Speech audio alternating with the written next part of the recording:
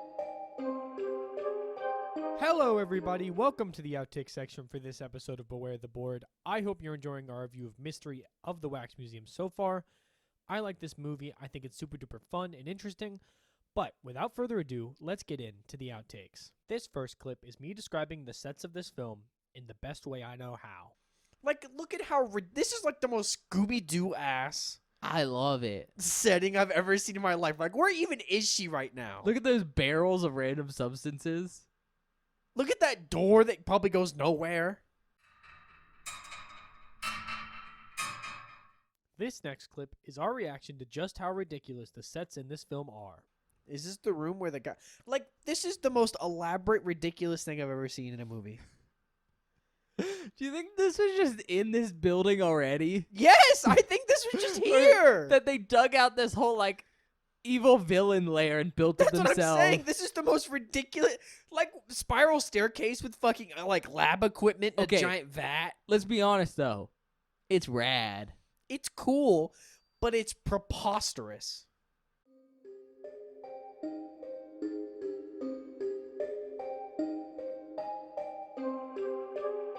Hi, everybody. Welcome back. I hope you enjoyed the outtakes. Do we have any announcements, Ben? Well, not really an announcement, but next week we're wrapping up the board because we're yeah. done with the movies.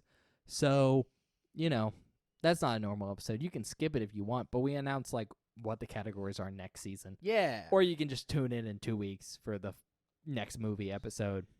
Otherwise, you know, normal spiel. Check us out wherever you get your podcasts. Spotify, Apple Podcasts, other places on the internet.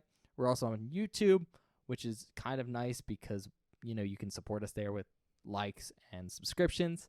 YouTube's also nice because it has a couple of handy-dandy tools. There is a search button on the channel, which allows you to search for specific keywords in our videos, like maybe movie names, if you want to see if we've reviewed a specific movie. And there's also a bell button, which you can hit, turn on notifications, and that'll tell you whenever we post a new video, which obviously is the same time we post a new episode in other places like Spotify and stuff, which is kind of handy if we forget to tell you that we're doing an episode and it comes out randomly, like a holiday thing. It happens. Aside from that, though, YouTube's one of the 2 major places you can communicate with us at. You can do that in the comment section of a specific video, or you can go over to Twitter at BewareTheBoard and go talk to Bob, maybe about your muses, Marie Antoinette, your favorite historical figures, Voltaire, Okay. stuff like that. That one wasn't weird. Sometimes they get weird, Ben. Sometimes you made me highly uncomfortable with your bits at the end of the episode. I don't know. You could also talk to Bob about your favorite, like, I don't know, 1920s, 1930s actors or actresses. Okay. Okay, stop that right now. Like Ben said, check us out on Twitter at BewareTheBoard. It's where we post updates about the show, information about the show. Basically, if there's anything you want to know about the show, it goes on our Twitter. On Mondays, I post a spoiler post for that Friday's episode. So if you ever want to watch the movie before we do, so that you don't get any spoilers, you can do that. When we're talking about stuff in the episode, you kind of know what we're talking about. Then on Fridays, I always post a link to the episode. So if you ever missed upload and don't know when something up, there's always a link there. Last thing, we're doing short form content on TikTok and on YouTube Shorts. At BewareTheBoard on TikTok and on YouTube Shorts. I posted a new one. Yeah, I was going to say, no, we're not. But then I was like, oh, you posted one like the other day. I finished one. It's the for first once. time in like 2 months, but yeah. Yeah. Woo! So if you're into short form content and like the show, check us out there. I think that's it. All right. Well, we'll see you guys next time. Yeah. See you guys next time.